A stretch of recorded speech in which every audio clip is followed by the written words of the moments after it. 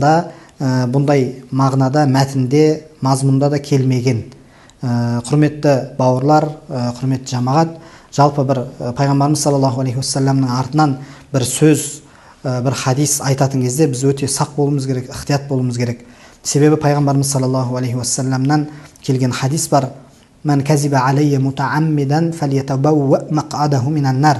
Кімде-кім менің атымнан жалған сөйлейтін болса, онда ол өзіне тозақтан орын дайындай берсін дейді.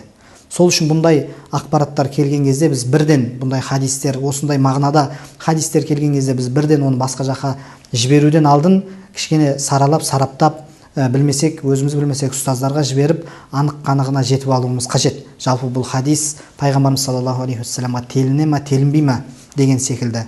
Ал егерде бір адам өзі білмеген сөзді өзгеге жеткізу, оның өтірік айтуына жеткілікті болып есептеледі. Сол үшін өте бұл мәселеде ықтият болайық. Рамазан айын қалай тиімді өткізуге болады дейді. Рамазан айы жалпы бұл мұсылмандардың ең жемісті ай болып есептеледі, білесіздер.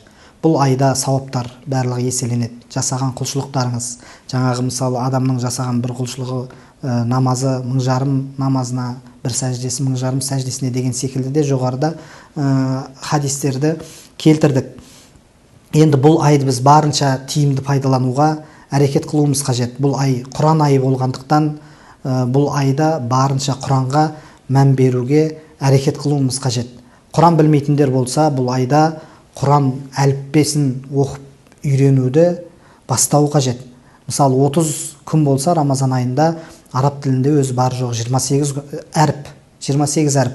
Бір күнде бір әріптен бұл үйренсе адам, онда сол Рамазан айында толық Құран әліпбиін бітіреді. Енді Құран оқи алатын адамдар сол тәжвидке әрекет қылып, Құран тәжвидті білетін кісілер бұл айда бір рет болса да Құранды хатым қылуға, Құранды яғни бастан аяқ, бірінші бетінен бастап соңғы бетіне дейін оқып шығуға әрекет қылуы қажет. Енді бізде оқу жақта көзбен көрген нәрсеміз, мысалы мешіттерге сабақтарға барып жүрген кезде, мысалы фиқ сабақтары болсын, ақида сабақтары болсын, кез келген ғылыми сабақтарға барып жүрген кезде Рамазан айы жақындағаннан бастап бүкіл мешіттегі сабақтар, ғылыми сабақтар тоқтап, тек Рамазанға дайындық мақсатында бір ай қалғанда осы Шағбан айында Рамазанның үкімдерін өтеді. Рамазан айы кіргеннен бастап бүкіл мешітте тек Құранға қатысты дәрістер, сабақтар өтеді. Бізде бұл ай Құран айы болғандықтан өзімізді Құранға толықтай арнауымыз қажет. Құрметті көрермендер, келесі бөлім бізде Рамазан балаларға қатысты үкімдер. Рамазан және балаларға қатысты үкімдер. Бірінші сұрақ: 8 жастағы балаға ораза ұстауға бола ма дейді. Жалпы негізі 8 жастағы бала бірінші мәселе балиғат жасқа тола ма, толмай ма? Осыны біз аңғаруымыз қажет. Мысалы, кейбір жерлерде қыз балдар ерте балиғатқа толып жетіліп қою мүмкін.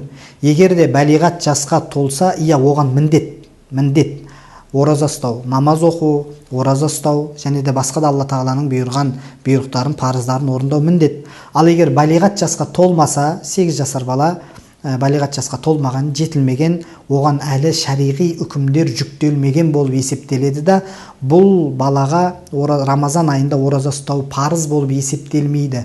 Бірақ тәрбие мақсатында, оны сол оразаға үйрету мақсатында өзіңізбен бірге сәресіге тұрғызып, оятып, сәресі беріп, егер мысалы қазақта да жақсы сөз бар, мысалы бір балаңыз келіп сізбен бірге ораза ұстаймын деп жатса, 8 жасар немесе 8-ге толмаған, 7 жас болсын, 6 жас болсын, сізбен ораза ұстаймын деп жатса, онда ол баланың бетін қақпаңыз. Қазақта да жақсы сөз бар: болар баланың белін бу, бетін қақпа дейді.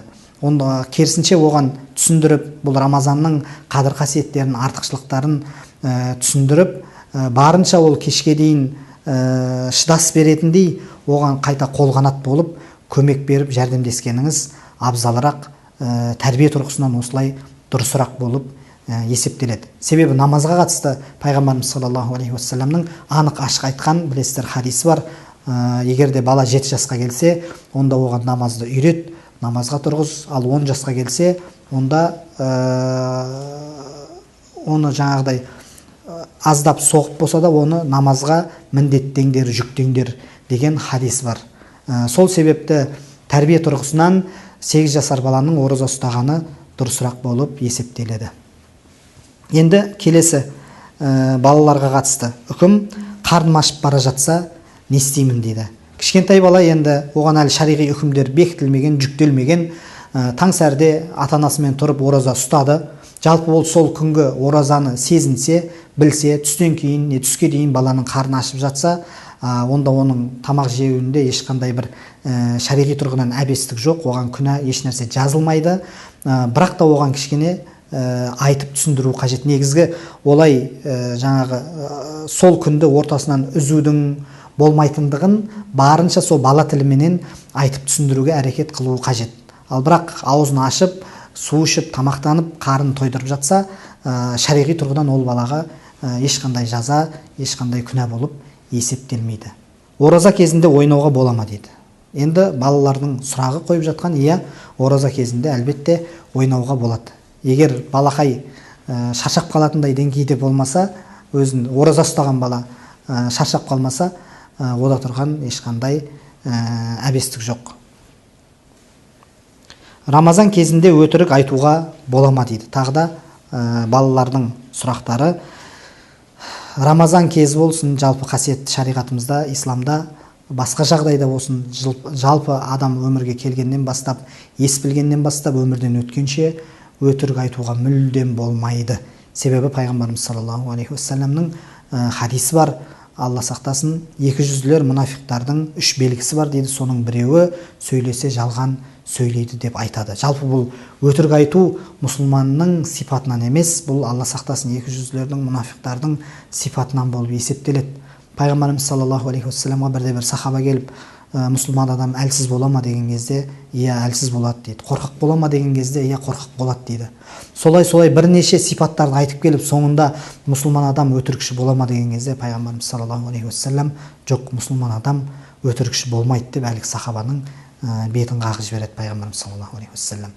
Сол үшін бұл Рамазан айы болсын, қай кез болсын, ес білгеннен бастап көзімізді топырақ жұмғанша мұсылман баласына өтірік айтуға болмайды.